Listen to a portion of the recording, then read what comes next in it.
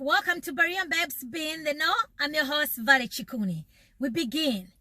Brex KV, a Canadian pastor, while the mega church has been fired or resigned, whatever you want to call it, because an investigation was conducted and he's been found guilty because he was having a sexual relationship with one of his congregants. Brex KV, he pretty much does not believe, he has a questionable, he does not believe in biblical sexuality. They do not believe that the scriptures is infallible.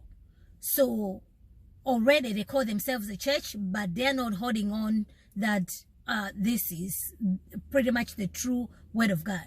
So this is what has been going on at the Gathering Church in Canada. It's pretty much one of the mega churches in Canada. They've issued a statement and let their members know exactly what has transpired. One of the female pastors, Danielle Kirkland, she has also resigned in support, in solidarity of the victim. According to her, she's not pleased that the investigators did not use strong language that she wanted them to use. The investigator says that they did not want to, they investigated, they used the words that were appropriate. I don't understand why she's a pastor in the first place. The fact that she's a woman, she's a pastor, and this church does not hold to biblical sexuality, and they question even the word of God itself. It tells me they're just a church in name only. But we move on.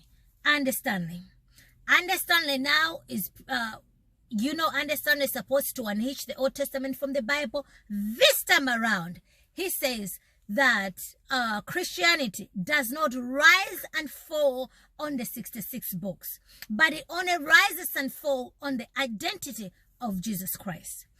And Stanley went on to say that the 66 books that we have were pretty much compiled during the time where people believed in different gods, during the time people were so much superstitious. So the 66 books is not where it's not where we stand. It's not where we stand, okay? We only stand on the identity of Christ. And Stanley tweeted this, and he decided to delete this tweet. But as you know, these days, you cannot delete anything. We do have the tweet for you, and we'll provide it. My question to Stanley. Stanley is a senior pastor at the North Point Church in California. He has over 50,000 members, and he has campus churches. Apparently, is one of his church is one of the biggest churches in the U.S. And this is what he's teaching to his congregation. Ladies and gentlemen, how else do you have the story of Jesus if you don't have the 66 books? How else do you have the story of the Old Testament if you unhitch the Old Testament? How are you going to know about the Old Testament? Not only that, Stanley went on to say that the four Gospels, Matthew, Luke, John, and Matthew, if the three of them are wrong, we can still, if one of them is correct, we can still have the story of Jesus. That should just be good enough. He went on to say that when Luke was writing, he didn't know that he was writing the Bible. He didn't know that other people were going to read what he was writing. Ladies and gentlemen, I don't know what Stanley is saying over here, but if you put it all together and you take it to its logical conclusion, Stanley has just denounced the Bible. The Bible, yes, it is a collection of 66 books, but this is the Word of God, and that has been collected in the 66 book. God breathed, profitable for teaching, for correction, for training, that the man of God may be fully equipped for every good work. Whatever we know because of the 66 books. If we don't have the 66 books, because that's the only, the Bible, this is the only word of God that we do have. That's why we can read other books. But if they are not compatible to what the Bible teaches, we are under no obligation to submit to such writings, but you are under obligation to submit to what the Bible teaches. So if Stanley is taking out the Old Testament Now he's taking out pretty much the Gospels. He's only telling you to have the identity of Christ. How are you going to have the identity of Christ if you don't have the Bible?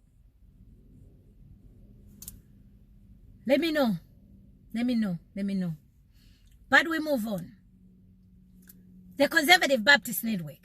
Conservative Baptist Network is raising their flag so high that they are that they are different with the other entities of the SBC. They are inviting Pastor John MacArthur to be one of their speakers during the SBC annual meeting in June in California. Ladies and gentlemen, if you follow the SBC, inviting Pastor John MacArthur, this is pretty much mixing water and oil. But I love it, nevertheless. John MacArthur is going to be speaking at the Conservative Baptist Network. As you already know, we have the North American Mission Board. We have the ERLC. These entities are part of the SBC. They're big entities. They're pretty much compromised, to say the least. So having John MacArthur representing, invited by the Conservative Baptist Network, it's a good thing. You already know that they, Vode Bookham's name has been floating out there. I don't think he's going to run because I don't think he'll be able to. He'll be able to, but people are not happy about it, especially Phil Vischer. He pretty much says that Vode Bookham does not speak for black people. Vode Bookham will not be able to bring reconciliation inside the SPC if he runs. Ladies and gentlemen, you do not need Vode Bookham to have any reconciliation. Christ has already reconciled us by the power of his blood and the cross. There's nothing wrong in having Vode Bookham. If anything, you'd rather have Vode Bookham. If you can have Ed Litton, come on, man, having Vode Bookham. Hello? But anyway, that's exactly what's going on. Not only that, J.D. Hall has put in his endorsement, endorsing Tombak. If Tombak wants to run, J.D. Hall says that he's going to send 1,000 messengers to California who will be able to vote for Tombak if Tombak wants to run. If Vode Bookham runs, well and good. If Tombak, well and good. So let's see what's going to be happening. It's going to be very interesting because so many names are being put in the basket, so to speak. June is going to be exciting. We'll be here to bring you all the latest so you know exactly what's going on inside the SPC. But we move on. In closing, we have Kinder Care. Kinder Care is full-blown teaching toddlers the LGBTQ agenda, the full curriculum. They're teaching their kids the rainbow, teaching their kids that gender is fluid, teaching their kids that it's okay, you can be a woman, a man, whatever you want to call it. I hope you don't have any of your children or your grandkids in this Kinder Care. I see no reason why you would send your kids to be learning this stuff at a Kinder Care.